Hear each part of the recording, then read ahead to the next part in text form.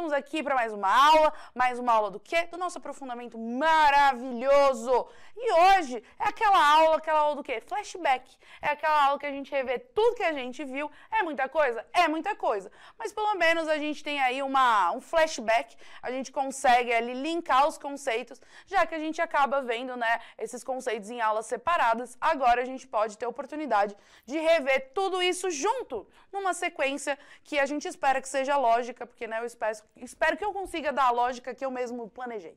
Então, para a gente começar a nossa aula, vamos fazer aquela mapa de shopping, né? E onde estamos nós? Quem é você? Onde nós estamos? Então, vai aparecer para vocês aí na tela. Nós estamos no nosso aprofundamento, a cultura do solo, do campo à cidade, a unidade curricular, o indivíduo e o ambiente, e o nosso componente, que são os aspectos socioculturais da alimentação. A gente está na atividade 3, essa aula é de sistematização, então ela é o fechamento aí das nossas aulas. Vou aproveitar que o PPT está na tela, sempre lembrando, no começo, resumo do componente, as nossas habilidades de eixos estruturantes, que é investigação científica e processos criativos, e também as habilidades específicas das ciências humanas e sociais aplicadas, né? Eu nunca leio as habilidades, né? A gente fez a leitura e a análise delas lá na primeira aula, né, dos nossos... antes da gente começar efetivamente as nossas aulas do componente, mas você sempre pode baixar ali no PPT, eu sempre deixo em todas as aulas para você consultar. E hoje, né, vamos retomar alguns conceitos aí, vamos fazer aí uma linha do tempo de tudo que a gente viu na atividade número 3. E, na verdade, o nosso foco da atividade número 3 foi falar um pouco sobre identidade nacional. Foi a gente falar um pouco sobre essa formação da identidade, que a gente já tinha conversado antes, só que pensando num âmbito maior, né? Não pensar na nossa identidade enquanto formação de identidade pessoal, né? Eu como Fabiana, você aí, né? Mas a gente pensar nessa identidade de quando a gente fala de se identificar como brasileiro, como, sei lá, inglês, como francês, congolês, enfim, né? E aí, a gente começou também trazendo como esse processo de socialização, né, que a gente viu que nós criamos a nossa identidade a partir de processos de socialização, como isso acontece quando a gente fala de uma cultura inteira, né? Quando a gente fala no âmbito cultural. Então, a gente vai olhar agora de novo para os conceitos de aculturação e assimilação.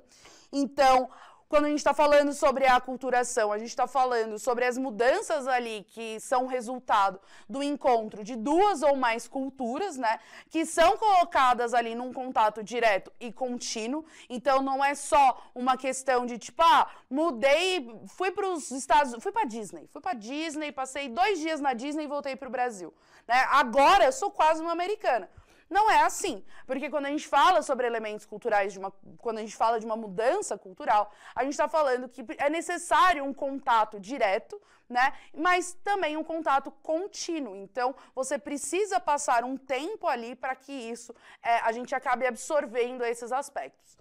A aculturação, ela normalmente não leva a um desaparecimento total de uma cultura, né? Muitas vezes ainda restam traços culturais, né, ali dentro desse mecanismo, né?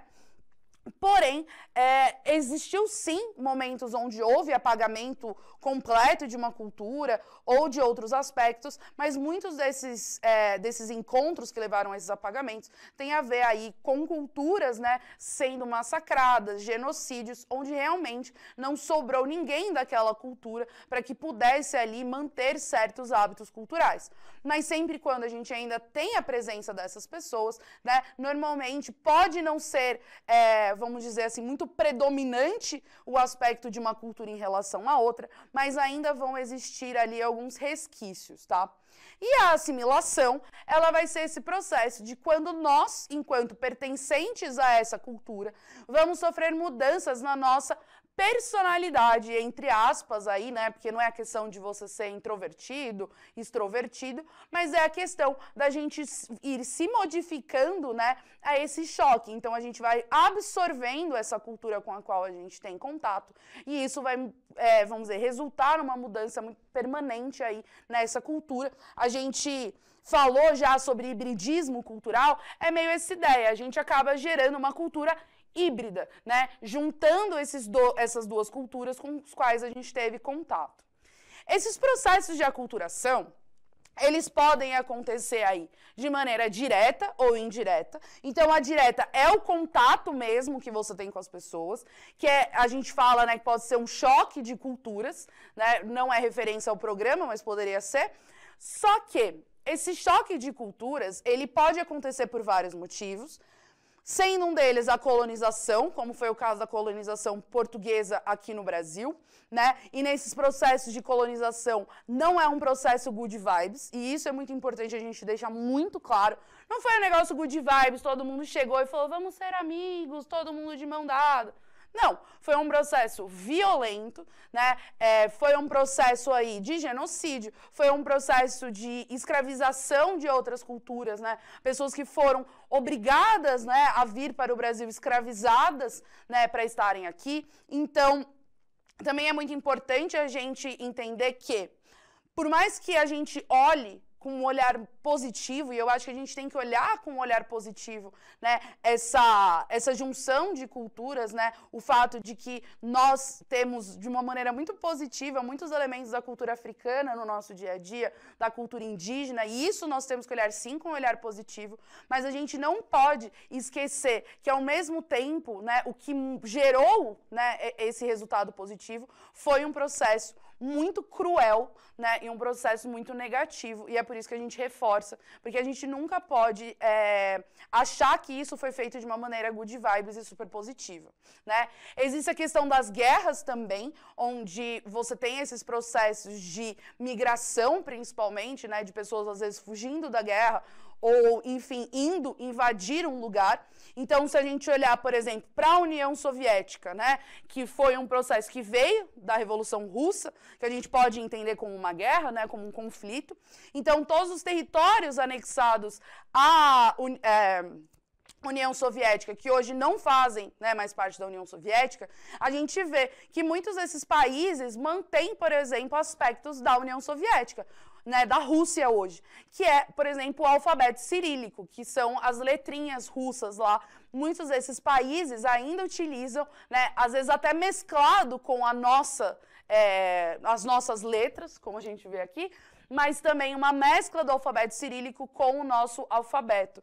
Então, isso é um exemplo de aculturação por guerras, né? Ou, no caso de guerras com imigração, a gente tem o exemplo de refugiados, né? Então, muitos desses povos que acabam saindo, né, porque são perseguidos, enfim, vários processos por causa da guerra, acabam indo para outros países, e aí também existe esse processo. A gente pode pensar aí no nazismo, que muitos judeus tiveram que migrar, né, para outros países justamente para fugir da perseguição, e com isso, esses países que receberam esses judeus, e provavelmente hoje, né, esses países que recebem outros refugiados, seja ali do Oriente Médio ou sejam de outros países, também provavelmente daqui a um tempo a gente vai ver o resultado desse encontro cultural, tá? Entre outros tantos processos que podem acontecer desse encontro cultural.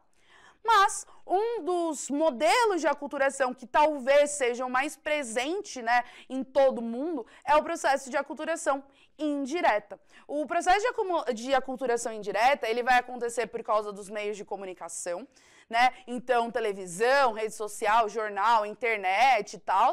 Por quê? Porque não é um contato direto. Eu dei para vocês o exemplo na aula do skincare coreano. Não é que teve uma mega, né, migração de coreanos para cá. Não, a gente está tendo contato pela internet, um contato contínuo, a gente é bombardeado, né, com esses aspectos culturais, com outras tantas coisas, né, por exemplo, com filmes americanos, programas de TV americanos, redes sociais, enfim, que acabam fazendo com que a gente absorva esses elementos culturais, porque justamente é um contato contínuo, né, então não tem como a gente dizer, por exemplo, que hoje, e até não falo só hoje, mas já há alguns bons anos, a gente não sofre uma aculturação indireta dos Estados Unidos, porque justamente você liga a TV, filme americano, série americana, música americana. E isso acaba, querendo ou não, fazendo com que a gente absorva essas influências. Porque é o que a gente está tendo contato todos os dias. A gente está vendo isso todos os dias, né? A gente até trouxe essas imagens aqui, né? Eu vou até, como eu peguei justamente da outra aula, eu vou até riscar aqui a questão do opressor e do oprimido, porque a gente pode falar sobre refugiados e outras coisas, mas o quê? Nós temos uma cultura, né, que ela vai entrar nesse processo de aculturação. Quando a gente fala de colonização, a gente está sim falando desse opressor, que ele vai chegar num país e ter uma outra cultura que já está ali estabelecida, como as várias culturas das etnias indígenas. Esse opressor, ele vai impor a cultura dele, então a palavra aqui é impor a sua cultura em cima desse outro grupo, e vai haver uma aculturação direta. Só que, como mostra aqui, esse oprimido, ele vai, obviamente, absorver de maneira impositiva, né, esses aspectos culturais. Mas, ao mesmo tempo, esse opressor, ele também vai acabar absorvendo.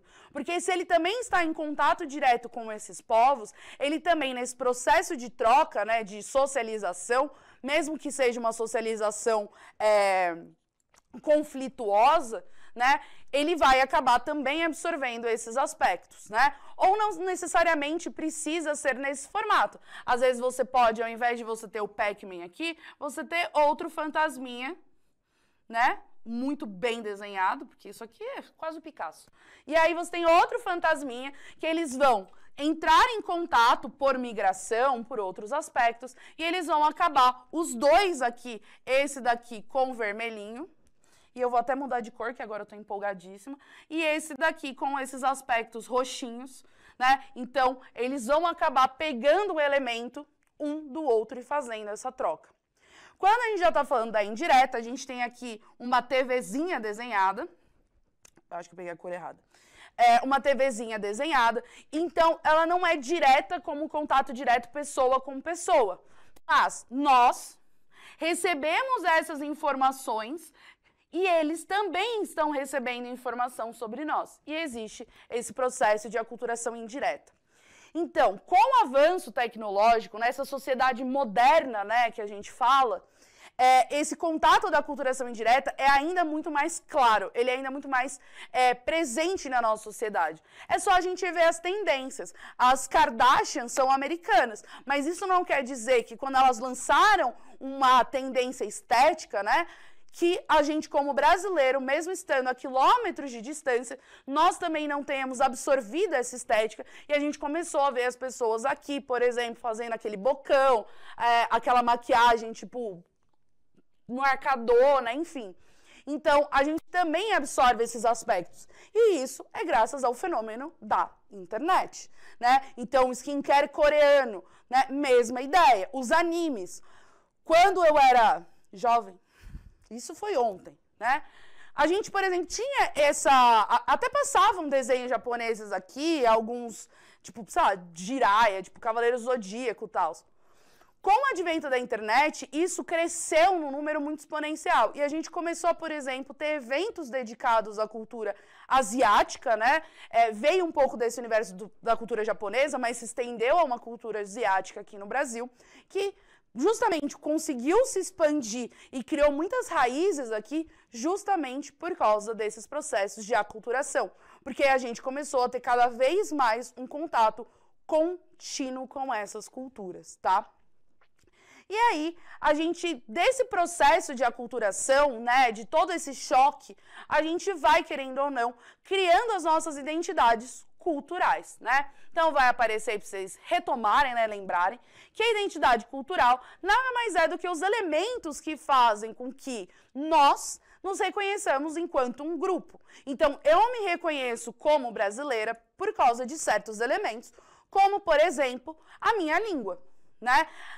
Mesmo se a gente for comparar com Portugal, o nosso português, ele é muito diferente. E ele é um traço, por exemplo, da nossa cultura, que nos diferencia, inclusive, dos próprios portugueses, né? Ele é um traço que me diferencia de outras pessoas do mundo.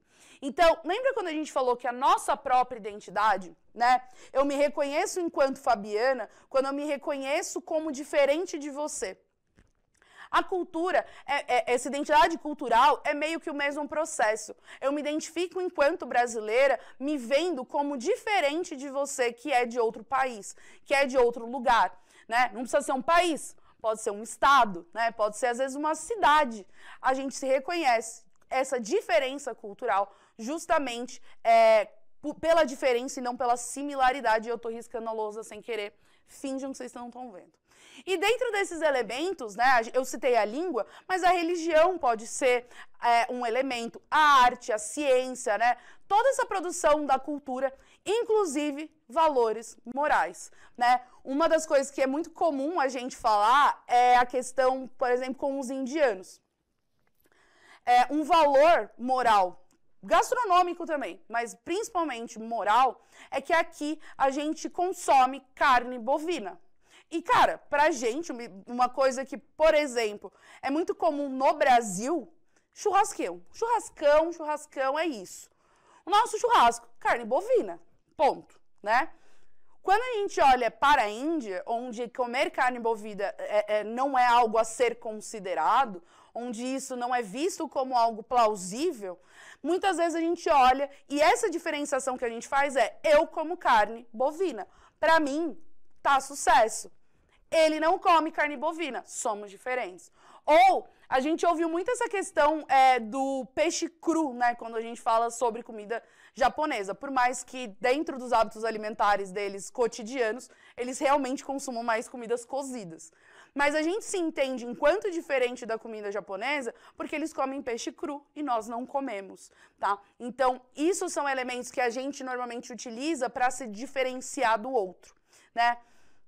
E aí eu dei exemplos, e aí pode parecer super fácil fazer essa diferenciação, tipo, gente, super tranquilo, um come carne bovina, o outro não come, o outro come peixe cru, o outro cozido, super fácil. Só que é muito pelo contrário, é muito difícil a gente fazer essa identificação dessas culturas, principalmente porque a cultura ela é maleável, ela se modifica. Mesma maneira com que a gente está se comunicando agora, com que a gente está conversando, não é a mesma maneira que as pessoas conversavam no Brasil há 150 anos atrás, né? Então, essa cultura, ela é maleável, ela se modifica, e quando a gente fala de hoje, com o processo de globalização, com a gente sempre sendo bombardeado com diversas culturas, diversas informações o tempo todo, isso fica ainda mais difícil. Porque a gente, querendo ou não, está dentro de um processo onde essa cultura de massa, que é essa cultura que todo mundo recebe, né, está acabando gerando padrão cultural que está se espalhando ao redor do mundo.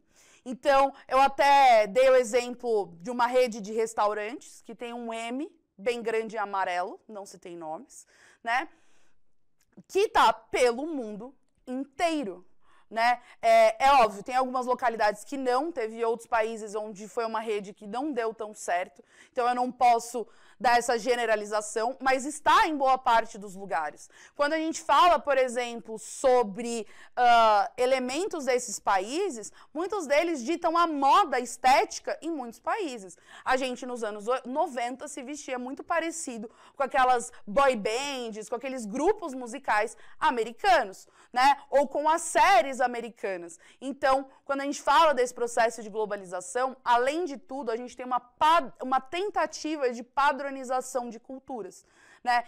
Então, ainda fica mais difícil por causa que nós também estamos incorporando elementos culturais que a gente está recebendo por essa culturação indireta. Como eu falei para vocês, o padrão de beleza Kardashian não é nosso, mas nós também adotamos esse padrão de beleza, assim como outros lugares do mundo, tá?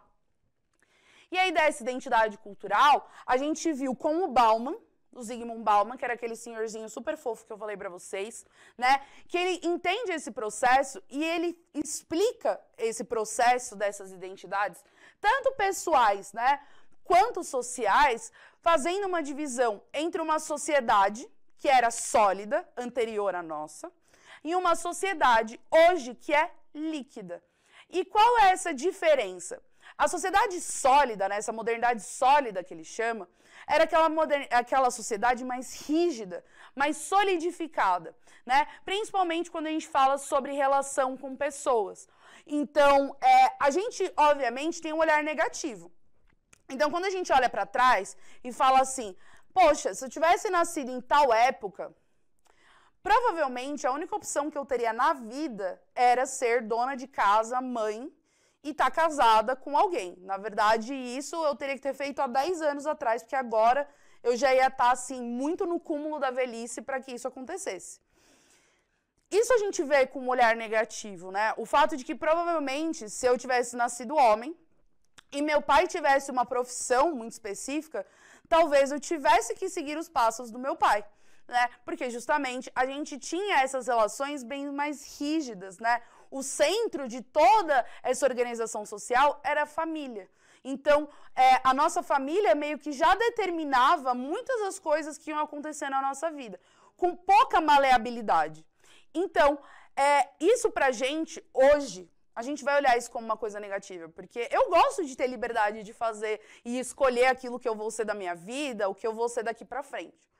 Mas, ao mesmo tempo, você ter essa sociedade mais coesa dá uma sensação de segurança, ele te dá uma sensação de conforto, porque você sabe qual é o caminho, você sabe o que vai acontecer ano que vem, você já consegue planejar a sua vida daqui 10 anos.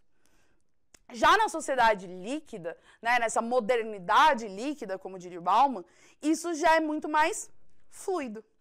A gente acaba sendo bombardeado por informações o tempo inteiro, por realidades novas o tempo inteiro, e a gente tem tantas opções que a gente meio que se perde também, por causa que todas as relações vão ficando mais frágeis.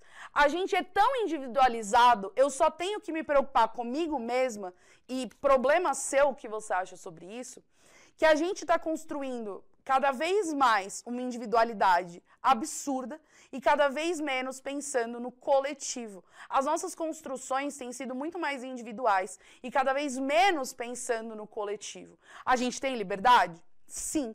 Mas cada vez menos a gente tem insegurança, por causa que a gente não tem mais aquela relação com o outro sólida, aquela relação que a gente sabe o que a gente espera, porque o outro está tão individual quanto a gente. E a gente sabe que ele está pensando nele, você está pensando em você, é cada um por si. E essa sensação do cada um por si é uma sensação que traz insegurança. É igual aqui no centro de mídias. A gente tem uma coesão no trabalho, a gente tem que se organizar para que isso aconteça. Se for cada um por si, se eu vier aqui a hora que eu quiser, fazer o que eu quiser, do jeito que eu quiser, se a produção aqui fizer o que ela quiser, o diretor fizer o que ele quiser, o câmera o que ele quiser, essa aula vai ser um caos, não vai fazer o mínimo sentido. A gente precisa ter uma coesão, a gente precisa pensar coletivamente para que a gente consiga organizar e fazer com que isso aconteça. Cada um por si, dá uma boa complicada. Imagina isso em um âmbito social, uma sociedade inteira cada vez mais individualizada e cada vez menos coesa nesses aspectos, que é o que ele fala da modernidade líquida. Por isso que ele também traz o fato de que a modernidade líquida acaba fazendo com que as nossas relações sejam mais frágeis. Porque muitas vezes eu vou olhar para o outro e eu não vou olhar e falar assim, pô, o outro tem defeito também, né? Tipo, da mesma maneira que o outro tem que lidar com os meus defeitos, eu tenho que lidar com os dele. Então, tudo bem, vamos chegar num acordo e tá sucesso. Não, é tipo, eu estou infeliz. Não me interessa se ele lida ou não com os meus defeitos. Eu sou como eu sou e ele tem que me aceitar. Mas eu não aceito o que ele faz, eu não quero aquilo. Eu posso arrumar outra pessoa diferente. E cada vez mais as nossas relações se tornam mais frágeis. A gente tem cada vez menos relações duradouras e fixas e cada vez mais relações fluidas, tá? E aí, se isso é positivo ou negativo, é aquela história. Em qualquer coisa, e é pior que é bem isso, em qualquer coisa a gente tem lados positivos e negativos. A questão é colocar na balança qual desses aspectos está sendo mais gritante e qual está sendo os problemas que isso está gerando para a gente coletivamente, tá? E aí, do Bauman, a gente foi para o Stuart Hall, que ele também fala desse processo de que cada vez mais a gente está tendo essa sociedade fluida, essa sociedade que está se modificando o tempo todo e que isso acaba gerando uma crise de identidade. Por causa que ao mesmo tempo que a gente é bombardeado por essa aculturação indireta, que a gente é bombardeado de culturas e novas referências, a gente não quer perder as nossas. Tipo, eu quero me vestir, sei lá, eu quero parecer a Kim Kardashian, mas eu não quero deixar de ser brasileira para parecer a Kim Kardashian. Só que a gente está no meio de como eu faço isso e mantenho isso ao mesmo tempo. E isso gera o que ele chama de crise de identidade. Por quê? Porque a identidade cultural, ela tem a ver com as representações da cultura. Porque a gente não nasce, a gente é ensinado a ser brasileiro. Eu não nasci brasileira. No meu documento, sim, porque eu nasci no território brasileiro. Mas enquanto Fabiana, que fala português, se comunica com vocês e se identifica com vocês, eu aprendi durante a minha vida. Se eu tivesse nascido no Brasil e no primeiro dia eu tivesse mudado para outro país e eu fosse educada em outro país, eu fosse socializada em outro país, eu não seria mais brasileira. Eu aprenderia outra língua, outros valores, outra cultura. E eu não seria brasileira. Talvez na minha certidão estivesse que eu nasci aqui. Mas eu não seria brasileira. Porque ninguém me ensinou a ser brasileira.